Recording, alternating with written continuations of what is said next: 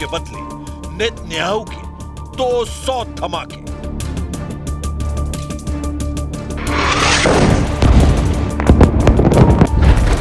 Iran का बारूदी ऐलान, इजराइल बनेगा कब्रिस्तान।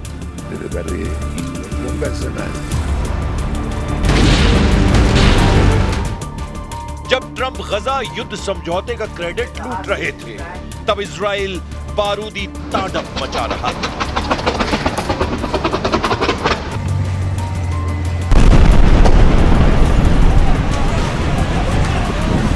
जब ट्रंप ने नेतन्याहू को युद्ध समझौते के लिए तैयार किया, तब गजा में मौत नाच रही थी। जंगी जेट बारूद बरसा रहे थे। मिसाइल धमाके पहले की तरह हो रहे थे। गजा की गलियों में इजराइल के टैंक गोले दाग रहे थे। समझौते के ऐलान के बाद भी इजराइल रुका नहीं। महज 24 घंटे के अंदर इजराइल ने गजा में 37 लाशें बिछा दी हैं। हमास के साथ इजराइल ने हिजबुल्लाह पर भी भयानक हमला किया है। उधर हमास ने यह कहकर युद्ध के भीषण दौर में जाने की गारंटी दी है कि उसे ट्रंप का पीस प्लान पता ही नहीं। यानी दोनों खेमे खून खराबे के लिए उतावले हैं। तो फिर ट्रंप किस बात के चैंपियन बन रहे हैं? क्यों ट्रंप गजा युद्ध पर सच नहीं स्वीकार कर रहे हैं? सब कुछ बड़ा विचित्र है।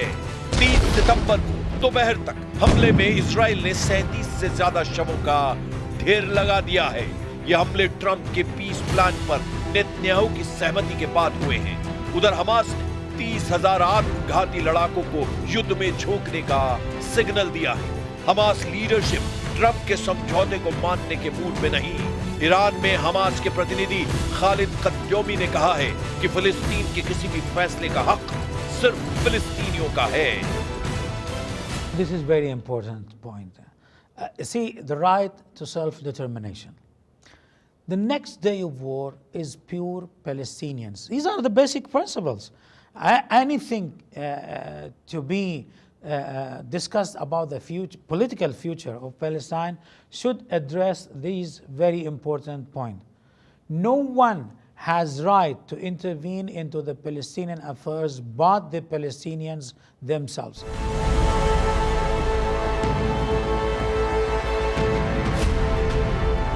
हमास को ट्रंप के पीस प्लान में खामियां ही खामियां दिख रही हैं, तो नेतन्याहू ने भी अपना स्टैंड बदल लिया है।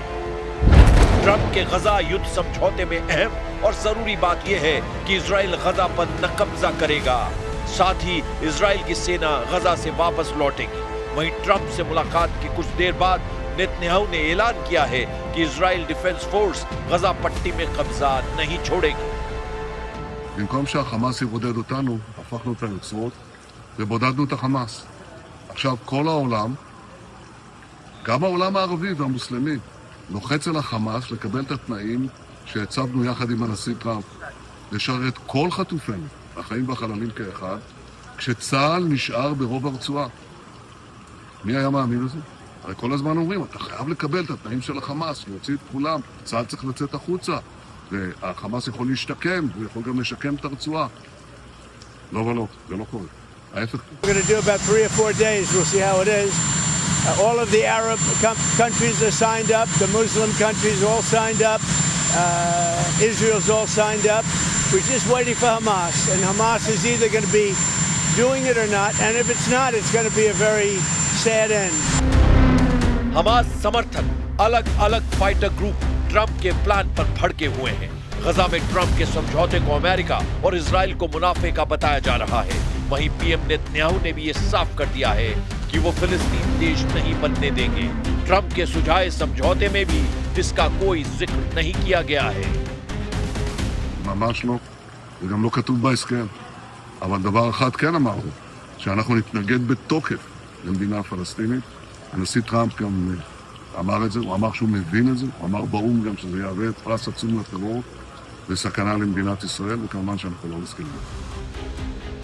ट्रंप की 20 पॉइंट गजा डील की यूरोप और अरब देशों में जमकर वाहवाही हुई, लेकिन जिनके बीच ये समझौता होना है वहां सब ठीक नहीं। फिलिस्तीनी इस्लामिक जिहाद समूह के चीफ ने ट्रंप के पीस प्लान को अरब वर्ल्ड की तबाही बता डाला है। ईरान समर्थित लड़ाका ग्रुप के चीफ जियाद अल नखाला ने कहा है कि गजा पर अमेरिका और इजराइल की घोषणा क्षेत्र को उड़ाने का नुस्खा है। कुछ विदेशी नेता इस योजना को लेकर आशावादी हैं, लेकिन ये इजराइल की फिलिस्तीन पर लगातार हमले का नुस्खा बनेगा। ट्रंप ने गजा पीस प्लान पर 8 मुस्लिम देशों को पहले ही मना लिया था, मगर ईरान जो कि सबसे बड़ा फैक्टर है वो ट्रंप के काबू में नहीं आ रहा है। जाहिर है ईरान से बैकअप मिलता रहा तो हमास फिर से बारूदी घमासान शुरू कर सकता है। फिलहाल लड़ाका ग्रुप अपनी ताकत बढ़ाने में जुटा है। ट्रंप ने गजा डील में शर्त रखी है कि हमास को अपने हथियारों को नष्ट करना होगा। हथियारों को नष्ट करने का मतलब ये समझना सही होगा कि हमास को अपनी ताकत को छोड़ना होगा। लेकिन फाइटर ग्रुप हाल के दिनों में हथियार में इजाफा किया है। INSS के मुताबिक युद्ध की शुरुआत हमास के पास हजारों हल्के हथियार थे, जैसे Kalashnikov assault rifle, sniper rifle, machine gun और बड़ी मात्रा में ग्रेनेड। INSS के मुताबिक 7 अक्टूबर को हमास की बटालियनों के पास बड़े पैमाने में एंटी टैंक हथियार थे। इन हथियारों में RPG रॉकेट लॉन्चर और कई तरह की घातक कॉर्नेट मिसाइलें शामिल थी। INSS के मुताबिक युद्ध की शुरुआत में हमास के पास 30,000 रॉकेट और मिसाइलें थी। उनमें से ज्यादातर शॉर्ट रेंज लगभग 10 किलोमीटर तक और कुछ मीडियम रेंज यानी लगभग 40 किलोमीटर तक। वहीं कुछ लॉन्ग रेंज लगभग 250 किलोमीटर तक मार करने वाली मिसाइलें थी। लेकिन अब हमास के पास फोटोग्राफी और हमले करने वाले ड्रोन भी मौजूद हैं।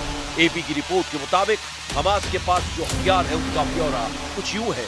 हमास के पास मेड इन ईरान स्नाइपर राइफलें हैं। चीन और रूस की बनी AK-47 असॉल्ट राइफलें हैं। वहीं नॉर्थ कोरिया और बुल्गारिया में बने रॉकेट लड़ाका ग्रुप इस्तेमाल करता रहा है। हमास को ग्रेनेड और गजा में गुप्त एंटी टैंक रॉकेट की सप्लाई उत्तर कोरिया से होती है। हमास में 30,000 कट्टर लड़ाके बताए जाते हैं। युद्ध में हमास अकेला भी नहीं। यमन के हूती और लेबनान के हिजबुल्लाह फाइटर इजराइल को दहलाने का कोई मौका हाथ से जाने नहीं देते हैं।